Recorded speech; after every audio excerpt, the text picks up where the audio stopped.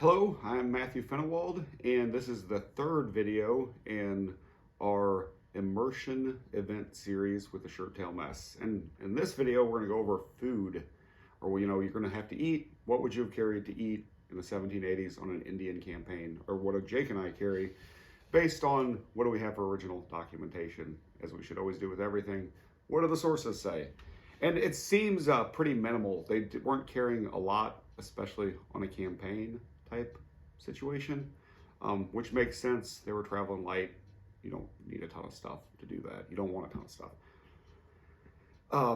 Overwhelmingly, they're carrying jerky and parched corn in what I have seen of original accounts.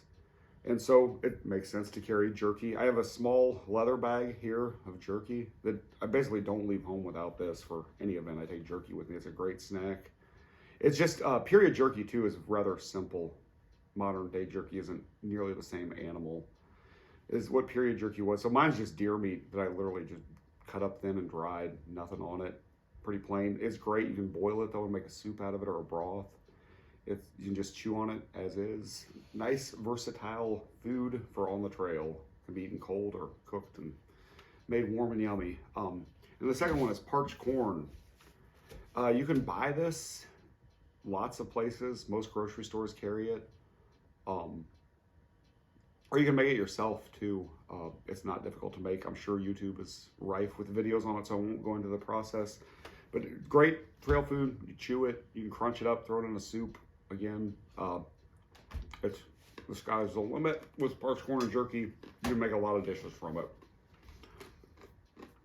A few other things that are maybe less common, but still, I think common sense tells us they, had other foods available. Some guy might have had a hankering for chocolate. He packs a little chocolate when he goes on a campaign as a comfort item. Type of thing makes a ton of sense. I pack a little bit of coffee. I have a fire. Make some coffee because I love coffee. Sometimes I carry a period sausage with me. This is nice. It's just deer meat and pork mixed into a hog intestine and smoked up. And it's a period recipe. You don't have to refrigerate it. It's fairly salty compared to modern taste, but that's what preserves it. I'm sure you can find recipes for doing this online. I don't know that you can buy this anywhere. It's a good period sausage. But it's not difficult to make if you have the gumption, I guess, to do so. Salt pork is another meat option. Just chunks of cured out loin that I chunked up to take on an event. It's another great one. You can add it to, a little bit of water, make a soup. You can just cook it and eat it as is.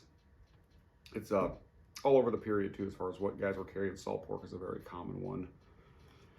And then we have cornmeal as another thing you could carry. Corn was common. Cornmeal was very common. It's a handy thing to have. You can make a soup with it. It's a nice versatile beast. You make little cakes with it.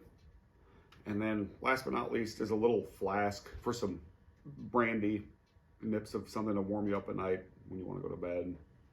I'm a big fan of the booze, and period accounts are rife with these guys drinking lots of booze. And so that basically sums up the food. It's pretty simple. As all of it, less is more. Just a few things, go by period documentation. Yeah.